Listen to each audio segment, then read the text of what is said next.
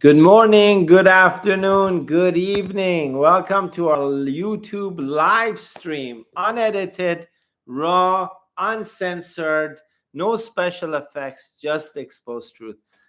The beauty of the American EB-5 immigrant investor program is that we have a clear future timeline of expected changes and potential revisions to the most popular investment immigration program in the world. Yes. Will Trump change the rules in the future? Nobody knows. What we do know are three upcoming deadlines for the EB-5 program, which most investors want to avoid and apply in advance. In this short live stream today, we'll be covering these upcoming deadlines, the potential changes, some history about past changes, and what the implications are for anyone concerning the EB-5 immigrant investor program. This short live stream will hopefully help investors and agencies plan accordingly for the EB-5 applications and clientele. Expect nothing else except exposed truth, just like the rest of our videos on our YouTube channel. And if you're wondering, hey, why should I listen to you, a guy in a t-shirt and blue glasses? Well, I don't trust people in suits. We've seen what people in suits can accomplish. Lehman Brothers, some of those White House administrations of the past. I mean, come on, man. We got to forget the suits, folks. This is the new era where people can just wear t-shirts and weird looking glasses and give you pretty good advice, probably better than people wearing suits.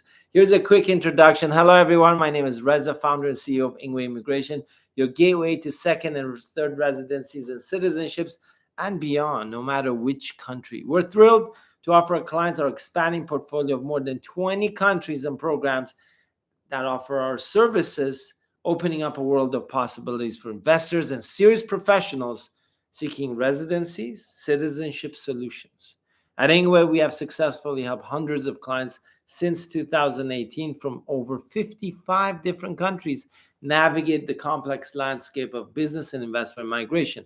We cover Europe, Central America, North Americas, basically two countries there, and the Caribbean islands, and even New Zealand. Whether you're seeking a fast track to residency, looking to invest in real estate abroad, aiming to retire comfortably or enhance your quality of life, or find a crypto-friendly tax country, or perhaps even acquire direct citizenship without moving a finger or technically moving anywhere, well, whether it's for yourself, your future generations, we do offer that diverse range of options for you.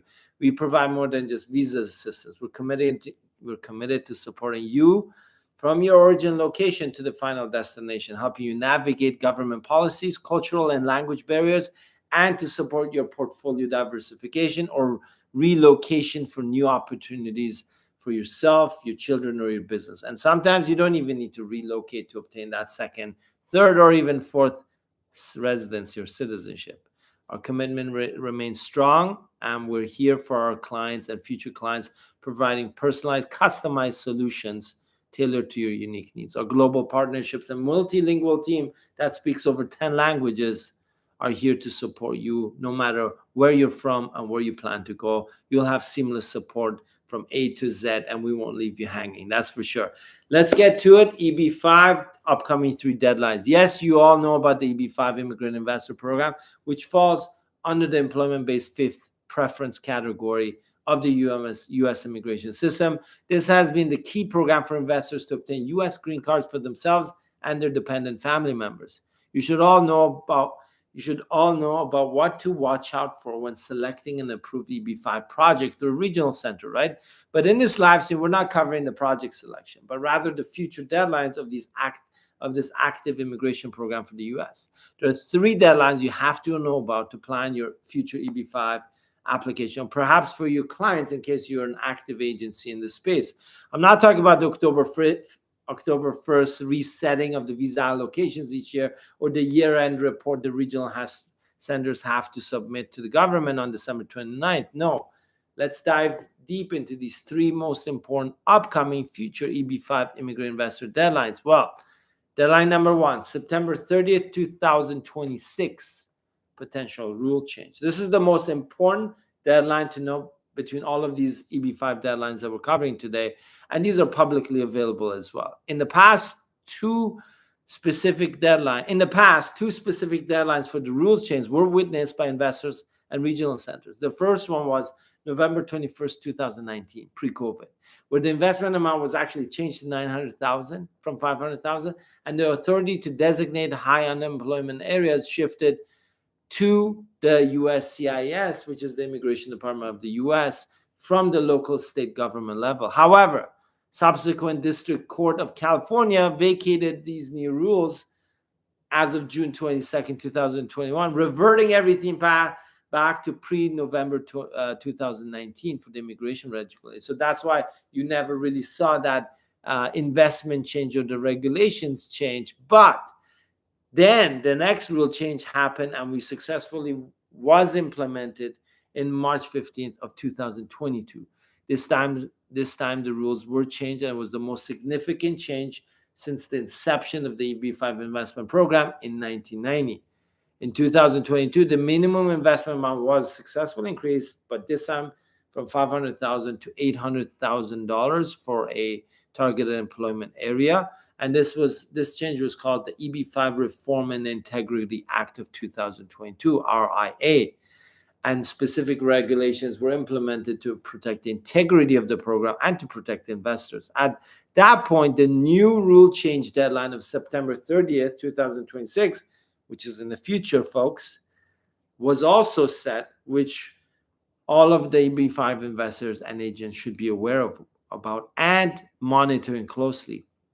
If any investors or agents want to be grandfathered in with the old EB-5 rules before that deadline, right, their I-526E petition with their investment should have been submitted before the upcoming deadline in 2026. It seems like a long time away, but time flies, folks, and waiting around will bring you no benefit. Waiting to apply for EB-5 investment immigration program for your U.S. green card will not give you any discounts, additional safety, or cheaper or faster processing. This is a fact that almost all practitioners and stakeholders in the industry, whether it's EB-5 or something else, would agree with us. Here's the second upcoming deadline, January 1st, 2027, investment amount increase. This is obviously what to expect with this deadline, right? An investment across. It's very close to the previous rule change deadline of September 30, 2026. Of course, 100% investment amount change is not guaranteed, but with Trump at the helm, we don't expect a smooth ride here, folks. There are two expectations we have for this deadline. An imminent investment threshold revision is very possible. And B, we would not be surprised if the Trump administration pushes for different minimum investment amounts to be applied to different nationalities applying for this program. So, for example, if a Chinese national applies, they should pay more than other nationalities, such as, let's say, Indians. This is just a theory for now, but keep in mind that the state of Florida banned all Chinese nationals from purchasing any real estate. If they can do a ban on real estate purchase based on your citizenship, I'm sure they can find a way to squeeze more money from overseas investors based on their country of birth.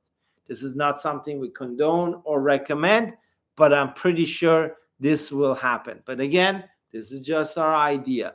There's no guarantee. Consider this as an editorial. Don't get upset at me. Get upset at the big boys who make up the rules. Deadline number 3, September 30th, 2027. Program expiration. The entire EB-5 program is valid and authorized to operate until September 30th, 2027. Previously, it was always renewed every year, but after the reform and updates in 2022 with the new regulations, it was extended in one shot up to 2027, at which point it can be extended or changed as part of the U.S. legislative procedure. We do expect some rule changes at this point, but for 35 years, this program has been extended and renewed by the U.S. government, both sides of this political spectrum, no matter who was in the White House or controlling the Senate or Congress.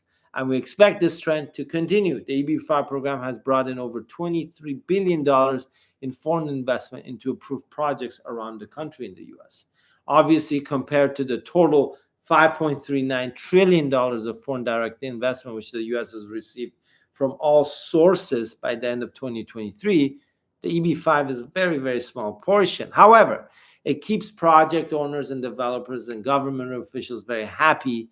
And of course, there's great demand from the usual suspects: India, China, Korea, and Vietnam as the top 4 countries. Hence, the program is obviously going to continue 99% based on historical data and the fact that this program has been renewed every year since 1990.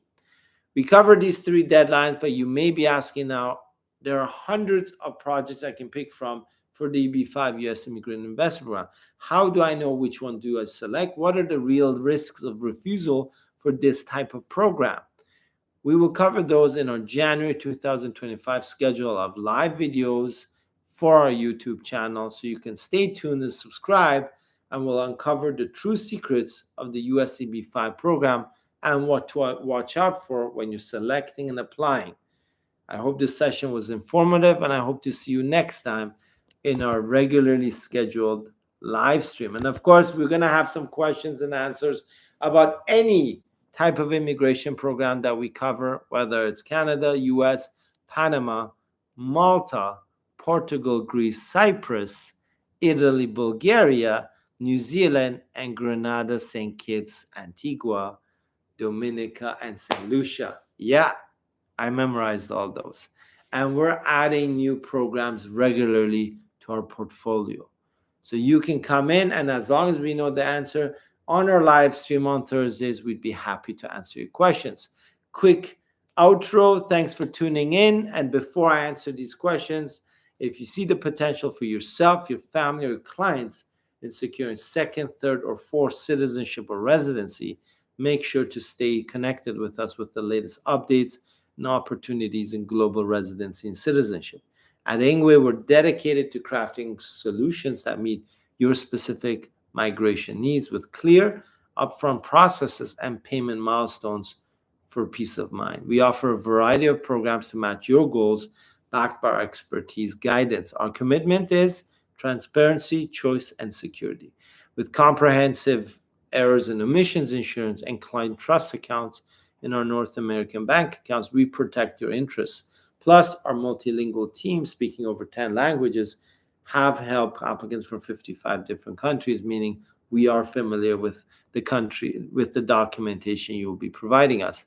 And if you're ready to take the next step, click the link down below to contact us. If you want a more personal guidance, of course, you can book a one-on-one session with me or one of my licensed immigration team members using the consultation link that's also included in the description of this video. And of course, we've got a few questions and we'd be happy to answer them. We've got Rosita there. Hi, Rosita. Good luck. Hey, Rosita. Back to Nikki Patel. Nice to see you, Nikki. It's been a while. Yeah, I was traveling for a while, so the lives were a little bit on standby. I hope you're doing well. Nice to see you after a long time. Yeah, Nikki, nice to see you. I mean, I don't see you. I just see a little icon, but it's good to know you're there somewhere in cyberspace watching me. Angel, whoa, we've got like some heavy hitters here today. Good morning, Reza. Warm wishes for the upcoming holidays and the new year. Angel, same to you. I assume you're in Canada now, correct? Nikki Patel, as per the SUV program timeline of for processing, we're going to complete 40 months on the 20th December. Still, we're in our home country. Nikki, tell me, when was the last time you, let's say you, not your co-founders, receive any communication or response from the IRCC? Okay, let me know when that was, because you're hitting the 40-month timeline, and we'll see if there's any options for you. And folks, in case you're wondering, yeah, Nikki's asking about the Canadian Startup Visa. Very popular and very vague program. Safa Salah, nice to see you. Very nice t-shirt.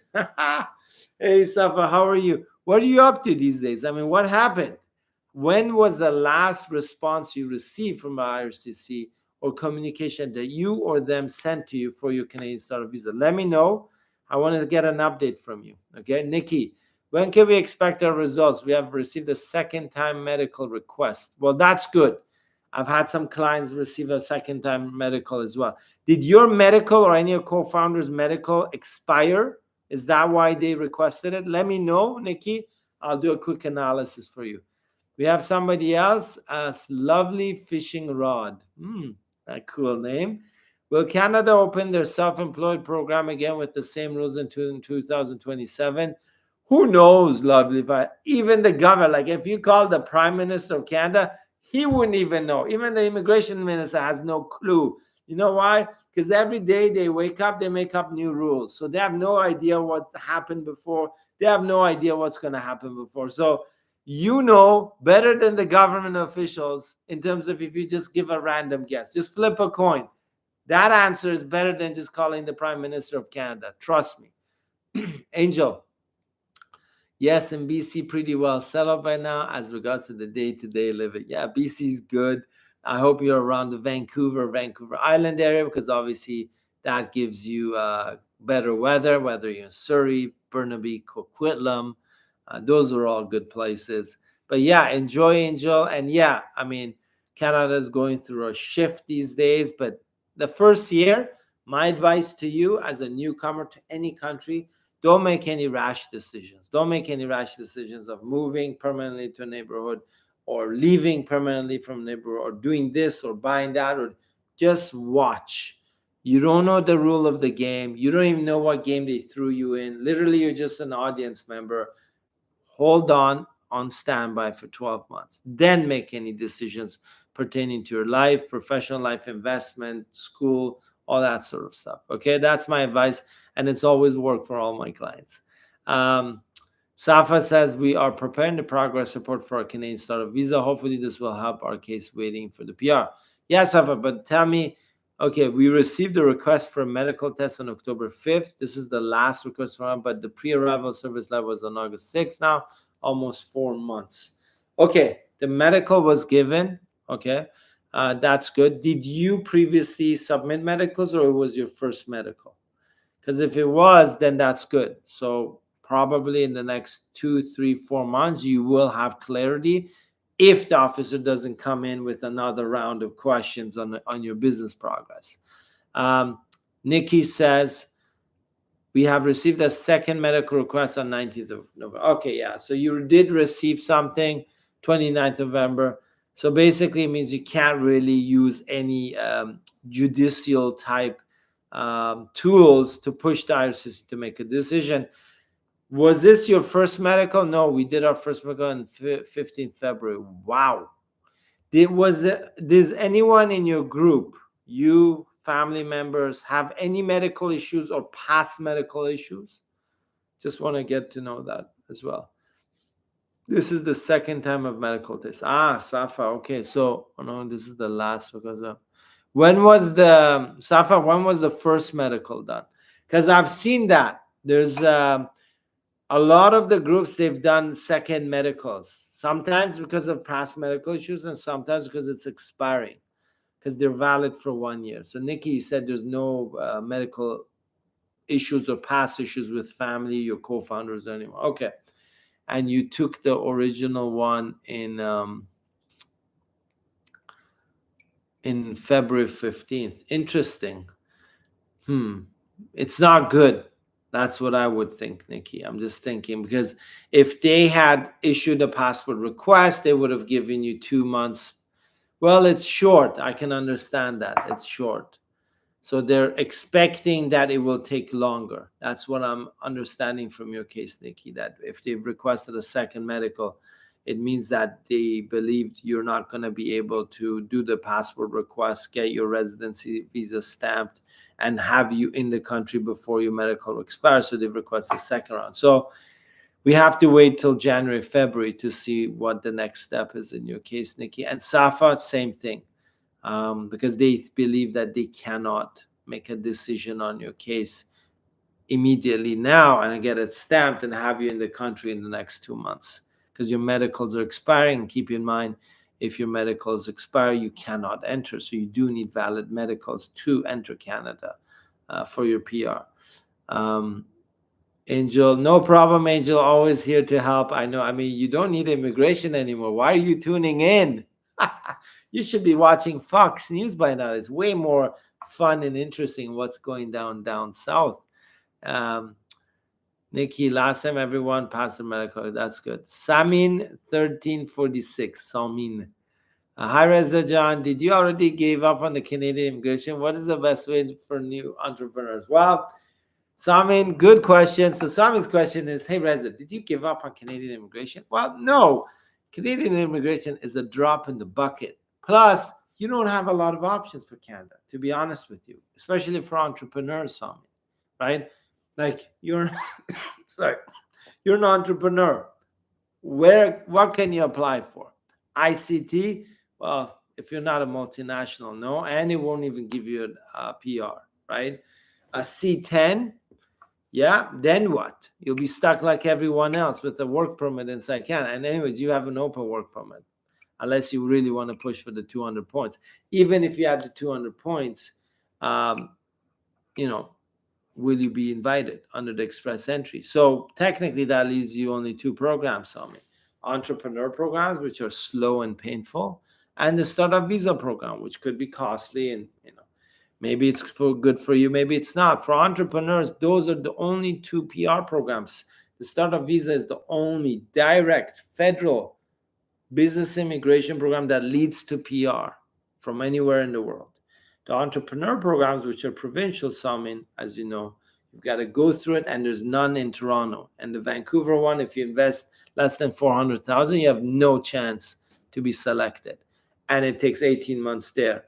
New Brunswick and Manitoba are my favorite because you can only run the business for 6 months and be invited. But you still have to be nominated and then apply for PR and then wait around, run the business till the PR is issued, which can take another 15 months. So all in all, you're not looking at anything below 2.5 years. So, Samin, I have not given up on Canadian immigration, but I have given up on the Canadian government, which manages the immigration department. But that's okay. We have over 20 programs in our portfolio, right? So Canada is part of it. Yes, that's where I immigrated at one point in my life, and I've helped a lot of clients immigrate as well. But it doesn't mean that the buck stops there. There's Canadians who are moving to other countries. There's Americans who are looking for that second or third residency or citizenship. So we do help clients from all over the world, going all over the place, whether it's coming to Canada, going from Canada, coming to the US, going from the US, or vice versa. On Nikki Patel says on 7th December, we received that your medical examination has been passed. So that's good, Nikki. But it does give IRCC another 1 year runway to make a decision on your file before you guys can come in. The second medical examination is also, we have passed this information showing on the portal. Yes, I hope during Q1 they will give you a decision, Nikki. But there's a lot of groups pending to be processed. I don't know if they've shifted and brought out some officers from the SUV processing to make it slower, maybe processing the self-employed. But generally, the fact that they requested a second medical means that they expect this to take another 4 months, 3 months, 5 months, right? So you got to be careful with that. That's the Canadian Startup Visa Program. Safa says, and this is just an assumption, Nikki, you could literally get a decision tomorrow or in a month. But all I'm saying is that if your medical was valid till February and they didn't make a decision of a PR then, and they just requested the medical, it means they're in it for the long haul. Safa says, well, so what do we have to do to expedite the RCC decision on PR? You can't do much unless there's a 7-month gap between the last communication of RCC and your application, and you've passed the standard published processing time, in which case you can request a writ of mandibus in order to force a decision. However, if there is a security check in progress, that will never be overcome by a writ of mandibus. So technically, if IRCC has communicated with you in any way in the last 7 months and you haven't passed the 40-month threshold at the published RCC processing time, there's really no way at this point right now to force a decision on your startup visa Canadian immigration PR application stuff. But again, when they've requested a second medical, like I've told Nikki, it seems like they want to stretch it out a little bit more, which is kind of not good. But again, this is just theory. This is an assumption. This is not fact. Nobody knows what's happening in the IRCC. Nobody. Okay?